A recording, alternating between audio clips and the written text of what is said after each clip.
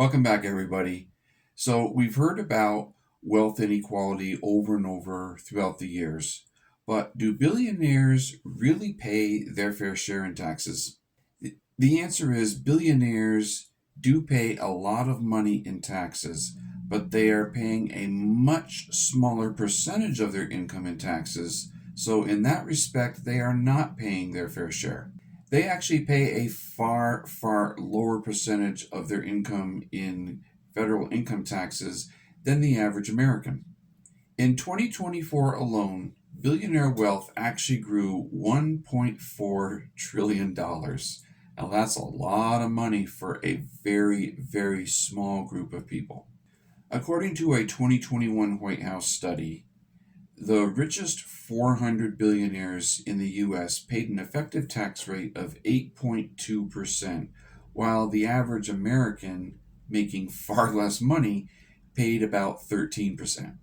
According to this graph from ProPublica, four very recognizable individuals are being listed here, showing the amount that their wealth has grown, their total income reported, total taxes paid, and their true tax rate. It's clear that they are all extremely wealthy and not going to have to worry about how they're going to pay their bills anytime soon. They are also reporting some very high income levels.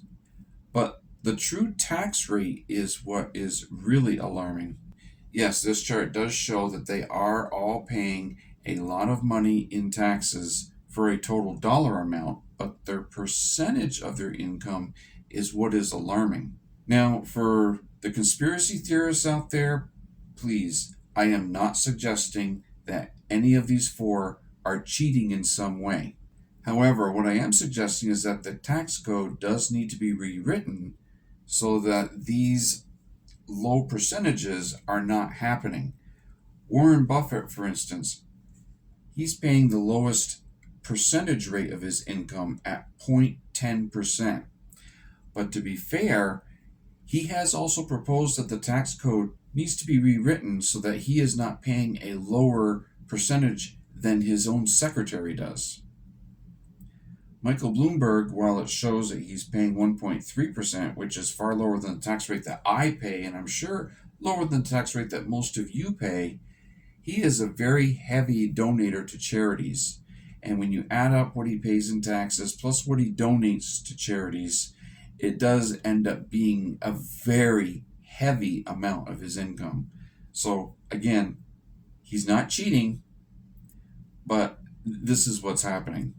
And according to leaked tax returns highlighted by ProPublica, the 25 richest Americans paid $13.6 billion in taxes from 2014 to 2018 for a tax rate of only 3.4% on $401 billion of income. Yes, $13.6 billion paid by 25 of the richest Americans is a lot of money, but it's not a good percentage based on the amount of money they actually made. So to make the system more fair, all income from investments should be taxed the same as regular personal income. The IRS code should be changed so that billionaires have an increased tax rate. They should never pay less than a guaranteed minimum percentage no matter what they have for deductions.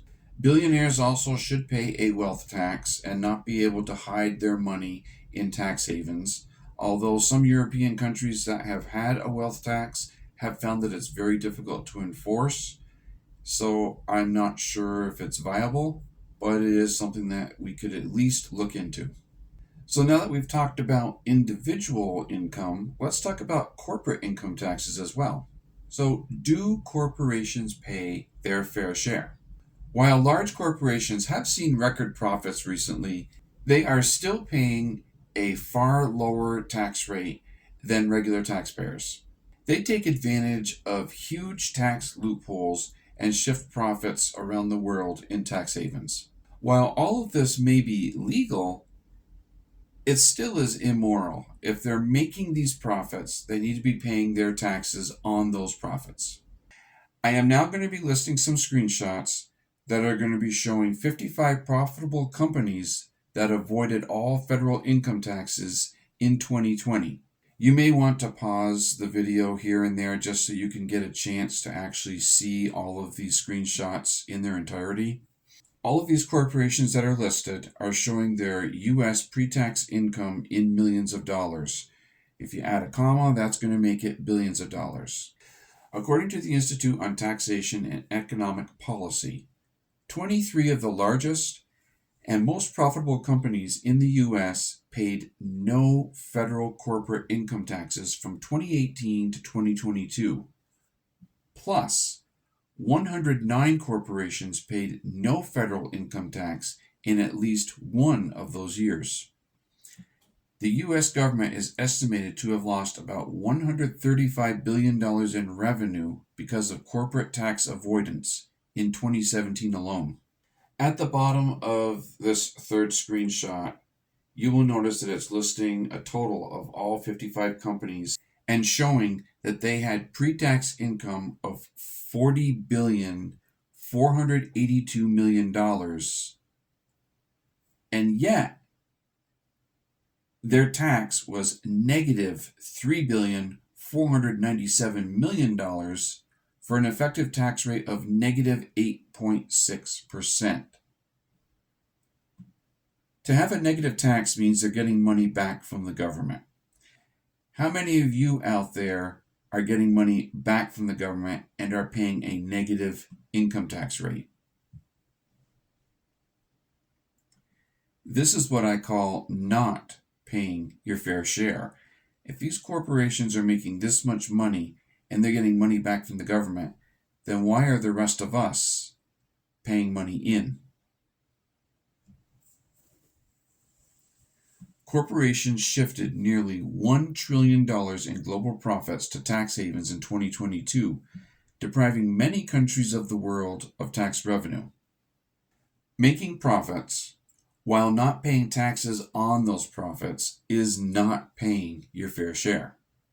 Instead of maximizing profits for their shareholders, corporations should be supporting their employees, consumers, and the community members who make their profits for them. So what should they pay and what should they do? To prevent tax haven abuse and offshoring corporate profits, corporations should pay the same tax rate on their foreign profits as they do their domestic profits. And all large multinational corporations should pay a global minimum income tax. This global minimum income tax rate should at least match the individual income tax rate. So what would the rich paying their fair share mean for ending poverty and inequality? A calculation by Oxfam found that a progressive wealth tax on the ultra-wealthy could bring in $664 billion more a year to help combat inequality. But everyone with any taxable income needs to pay their fair share. We can't just soak the rich. According to this graph from the IRS, the 2022 tax gap was a net total of $606 billion. The tax gap is the amount of taxes owed but not paid. We can't have government services without funding them. As much as this video is about the wealthy avoiding taxes, there are some less well off who also need to do their civic duty and pay what they owe. Granted, the less well off don't make enough to affect the system as much, but every amount owed goes to the greater good.